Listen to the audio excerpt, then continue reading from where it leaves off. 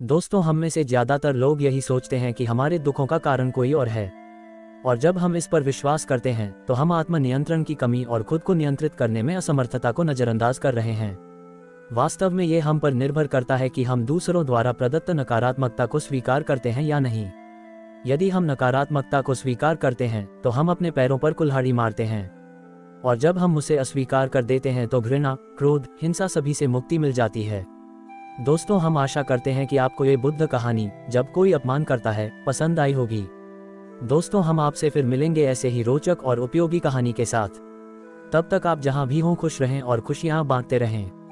बात बहुत समय पहले की बात है। एक बार गौतम बुद्ध के पास एक व्यक्ति आया जो एक क्षत्रिय था। वह बहुत ही विद्वान व्यक्ति था। वह इतना बड़ा विद्वान था कि उस व्यक्ति के ज्ञान के सामने बड़े बड़े विद्वान भी हार मान लिया करते थे। जहां भी ज्ञान की बातें होती वह वहां पहुंचकर अपने ज्ञान से सभी को प्रभावित कर देता था। उस व्यक्ति को अपने ज्ञान पर बहुत घमंड होने लगा था।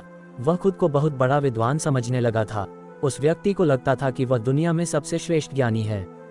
एक दिन जब उस व्यक्ति को गौतम बुद्ध के बारे में पता चला कि वह बहुत ही विद्वान और ज्ञानी है, तब उसे अपने ज्ञान को और श्रेष्ठ दिखाने का मौका मिल गया। उसने सोचा वह गौतम बुद्ध के पास जाकर उनको अपने ज्ञान से झूठा साबित करेगा और यह साबित करेगा कि उससे बड़ा ज्ञानी कोई नहीं है।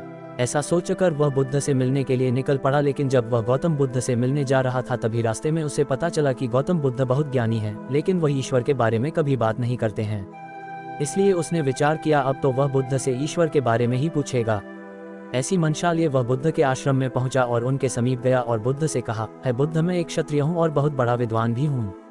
मैं आपसे एक प्रश्न पूछना चाहता हूँ जिसका उत्तर आज तक कोई नहीं दे पाया है। मैंने सुना है आप बहुत बड़े ज्ञानी हैं, आपको ज्ञान की प्राप्ति हुई है। क्या आप मेरे इस प्रश्न का उत्तर दे सकते हैं? मैं आपसे जानना चाहता हूं कि ईश्वर है या नहीं। गौतम बुद्ध उस क्षत्रिय की बात को सुनकर जरा सा मुस्कुराए और बोले, क्या तुम सच में ईश्वर के बारे में जानना चाहते हो या फिर मेरे सामने अपने ज्ञान का प्रदर्शन करने आए हो?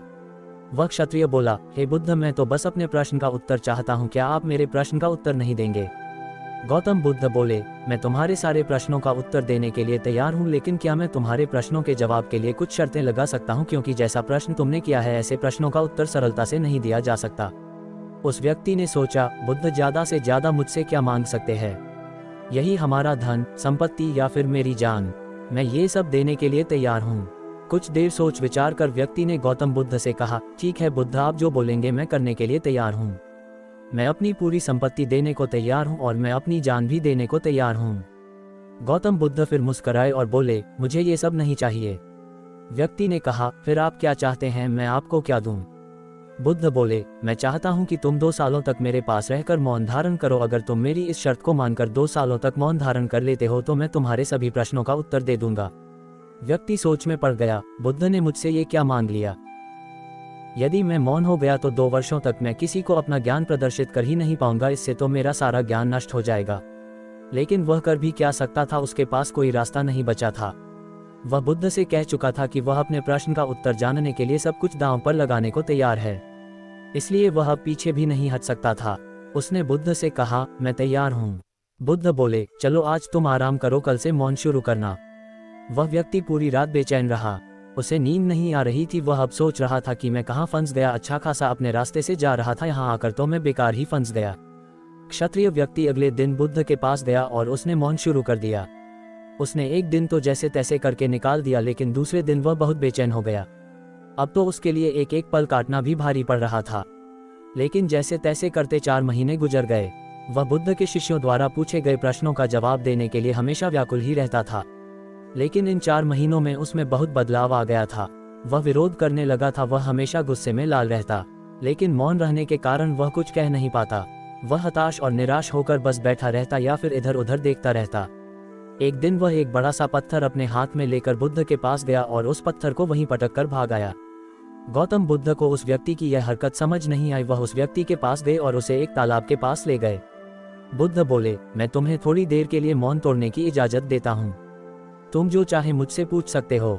बुद्ध की बात को सुनकर व्यक्ति ने ना में अपना सिर हिला दिया। फिर बुद्ध ने कहा, तुम दृढ़ संकल्पी हो। इस तालाब को देखो, क्या तुम्हें चंद्रमा दिखाई दे रहा है? व्यक्ति ने हाँ में अपना सिर हिला दिया। फिर बुद्ध ने कहा, अब तुम इस तालाब में एक पत्थर फेंको। व्यक्ति ने एक पत्थर लेकर उस तालाब में फेंक दिया। बुद्ध ने कहा, क्या अब भी चंद्रमा तुम्हें पहले की तरह स्पष्ट दिखाई दे रहा है? व्यक्ति ने ना में अपना सिर हिला दिया। बुद्ध ने कहा, जैसे शांत पानी में चंद्रमा अपने स्पष्ट रूप में दिखाई देता है, उसी तरह एक मौन धारण किए व्यक्ति को अपना सब कुछ स्पष्ट दिखाई देता है। लेकिन तुमने जो मौन धारण किया है वह ऊपरी है, तुम्हारे अंदर अब भी बहुत शोर है। तुम मन ही मन न जाने किस किस से बात करते हो। जिस प्रकार शांत पानी में पत्थर फेंकने से उसमें हलचल हो जाती है और चंद्रमा का स्पष्ट रूप नहीं दिखाई देता है, उसी तरह तुम्हारे अंदर जितनी भी हलचल होगी तुम उतना ही सत्य से दूर रहोगे। बुद्ध आगे बोले, तुमने 4 महीने मौन धारण करके जो ऊर्जा एकत्रित की है उसे क्रोध में बर्बाद मत करो, उसे अपने शरीर में समाहित कर लो और खुद को शांत पानी के समान कर लो ताकि खुद की परछाई को देख पाओ। ये सुनकर वह व्यक्ति बुद्ध के चरणों में गिर गया और उसके बाद उसने 2 सालों तक आंतरिक रूप से मौन धारण किया और खुद को शांत बनाया। 2 साल बीत जाने के बाद बुद्ध ने उस व्यक्ति से कहा, अब तुम्हें जो भी पूछना है तुम पूछ सकते हो। उस व्यक्ति ने 2 साल बाद पहली बार कोई शब्द बोला था। उसकी वाणी में इतना आकर्षण था, इतनी करुणा थी कि हर कोई उसे सुनना चाहता था।